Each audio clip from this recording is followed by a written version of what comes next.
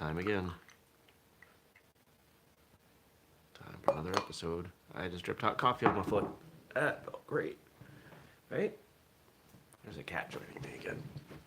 Okay. And I got a tablet. I got coffee. I got sign. Let's do this. 3, 2, 1. Good morning, everybody. Welcome. Today is Tuesday, September 10th, 2019. My name is Jeremy, and this is my first cup of coffee.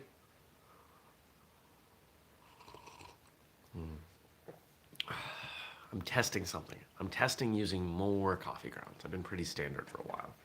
I put in about 50% more because coffee's fairly inexpensive and it's delicious, and let's just see what happens, right? It's pretty good so far. It's the first sip. First sip's always good.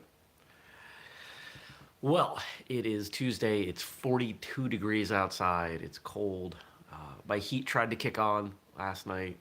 Well, really first thing this morning. And I yelled at it and told it not to, and it listened, which was nice. I use a Nest thermostat. I don't know why I'm demonstrating a thermostat. People know what a thermostat is. And that way I didn't have to get out of bed, which was fantastic. I have that so I can turn on the heat without getting in bed, or get out of bed, or if I get into bed and forget to turn the heat off. But it also learns, and it learned that I like to have it warmer when I get up. So at 5:30 it kicked on. I said no. I did. So yeah, yesterday, Monday, I forgot to let everybody know. It was Monday, so we had a new episode. And yesterday's episode of Martial Arts Radio was with Sensei Raz Hilton, a gentleman I've gotten to know a bit over the last few years. Comes from a traditional martial arts background, but is now a professional MMA fighter, and he's a great guy. He's a really good guy. I've enjoyed getting to know him and his family and watching him compete and watching him work towards his goals. Really like him. It was a good episode. A lot of really good feedback on it, so check that out. It's here on YouTube. It's in podcast feeds. It's at, well, whistlekickmartialartsradio.com. Was having some issues yesterday. Our web host screwed some stuff up, so yay. I haven't checked this morning. I don't know if that's back up or not, but it should be soon. That's why I like having, more than one way to get to things, because sometimes things break. Right, Cat? Well, let's see. How did yesterday go? Yesterday went well. Got all the things done I needed to get done. There were a few things I wanted to get done that were happening at the end of the day, and then the website thing happened, and I had to deal with the web host on that. So the latter half of my day did not go the way I wanted. I did not go to the gym. I was very sad about that. So we're going to try to recover from those fumbles today. That's all you can do, right? Something pops up, you do what you can with what you have. Do what you can, what you have, where you're at. But we got some questions I'm going to answer. And if you want to ask me a question, go ahead, drop it below. I'll answer it tomorrow. And here we go with these questions. In numerous films such as The Karate Kid, Sidekicks, and Way of the Peaceful Warrior, the teacher always seems to have a blue-collar job. Why do you think this is? I think that we romanticize the martial arts instructor, that we have this vision of the martial arts instructor as being someone who is kind of religious monk sort of person. And so as we extend that into more modern society, because very few people are monks, they have simple jobs. Kind of a continuation of that whole concept.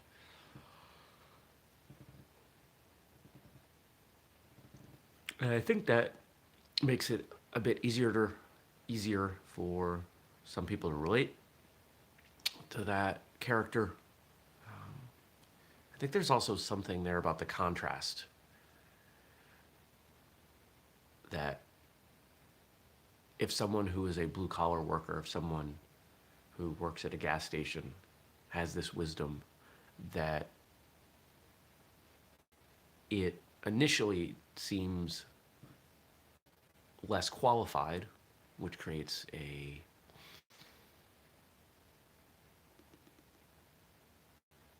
let's say, a plot point in the movie or the book. The idea that, why would I listen to you? You're just a gas station attendant. But then later on, that contrast makes it that much more dramatic once they have come to believe or trust that character. I really don't want you to sit on the cat. It's colder out, and she wants to sit on me because I'm warm. She doesn't actually want to sit on me. She just wants to be warm.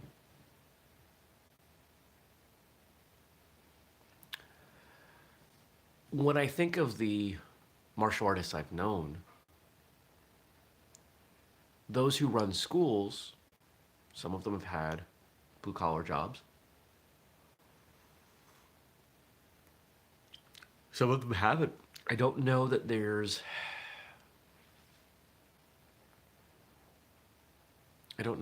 any statistical accuracy to that. I don't think there is. Something I'll probably noodle on. I know there's a strong correlation between people interested in martial arts and technology, information technology, aka computers.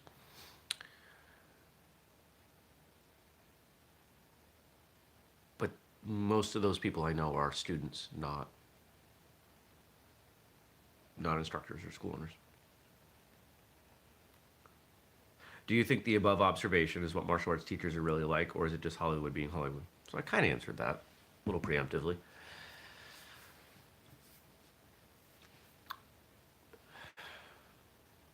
I think we've been conditioned through Hollywood that people with great advice, people really knowledgeable, tend to come from these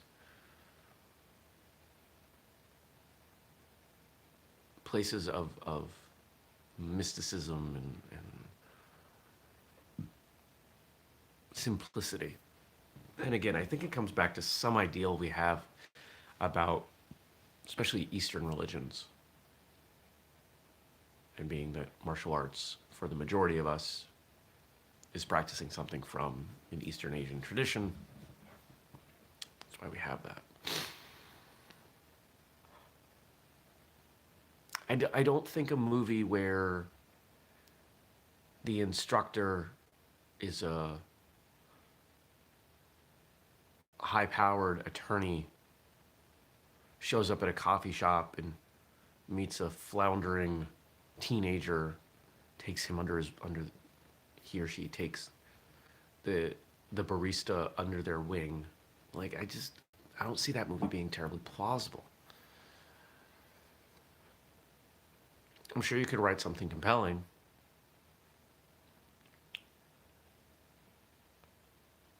You know what part of it might be as well? Is that still in this country,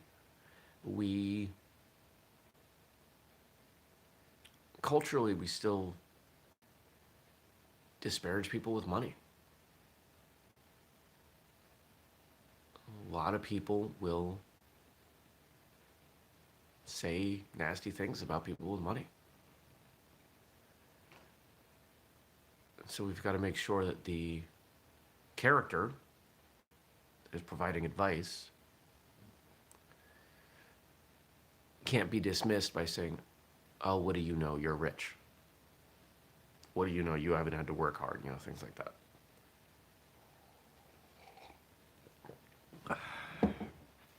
Definitely going to start using more grounds in my coffee like today. Is better. Do you think the way Hollywood portrays martial arts teachers is a help or hindrance to real martial arts instructors? I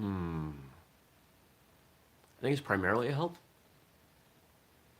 because martial arts instructors are painted in a good light. They are shown to be wise and compassionate, and I mean, that's a good thing. Who doesn't want to be portrayed as wise and compassionate? I would say that statistically, there are far more bad martial arts instructors than Hollywood shows. I mean, who do we have? You've got you've got the villain in a few movies, but there are far more good martial arts instructors.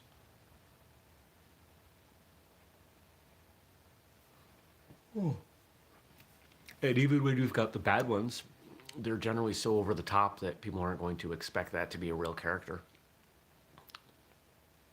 Because it's usually not. There usually isn't someone who's that bad. The bad martial arts instructors tend to be a little more subtle in their failings.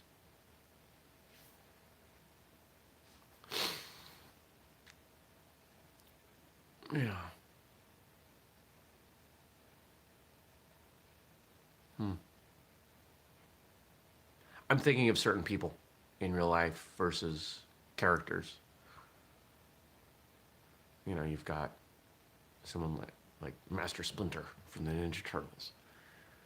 You know, I've known a few people who were Master Splinter esque, but nowhere near that quiet or reserved. And then I guess if we take the opposite in that show, it would be Shredder. And I can't say I've known anyone who is that horrible.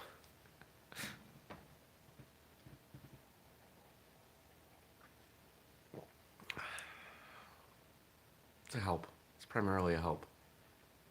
I think if there's a downside, it's that people come in with preconceived notions, and sometimes those preconceived notions can be difficult to overcome. Sometimes a spade is just a spade, right? So sometimes a martial arts instructor is just teaching martial arts.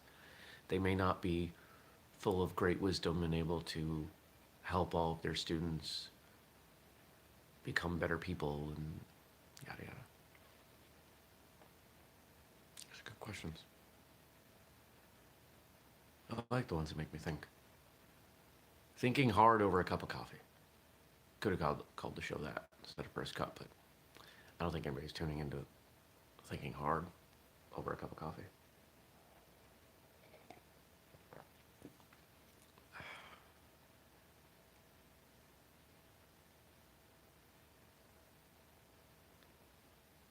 Hmm.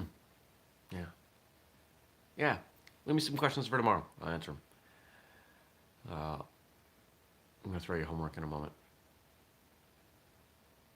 Don't forget, we do the show every weekday morning, 6:30 a.m. Eastern, right here on YouTube, but you can catch it later at firstcupwithjeremy.com or as an audio version in your podcast app. I love answering questions, and if you don't want to drop them in YouTube, you can email me, jeremy@whistlekick.com. If you want to get the official First Cup mug, you can get that at whistlekick.com, as well as a whole bunch of other cool stuff over there. Got some new t-shirts coming in. Should be this week. Might even be today. And look for some pre-release limited edition stuff coming. We're noodling on how to do that. So we've done a little bit of that, but we've got more of it coming. Yeah. All right. So as you go through your day today, I want you to consider the people around you, and then consider the archetype, the kind of cliche example for that person, for maybe your boss or teenage child or martial arts instructor. What aspects of those people are true to the way Hollywood would portray them, and what aspects are completely different?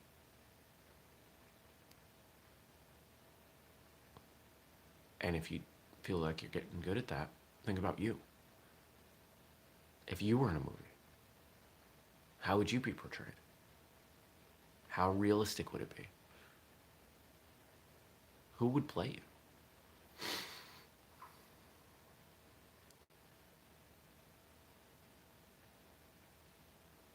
Yeah, that last part's always got me. I don't know who would play me in a movie.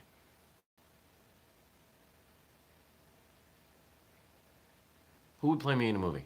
Let me know, because I can't tell. All right. I hope you have a fantastic day. I will see you back here tomorrow. Take care. Peace.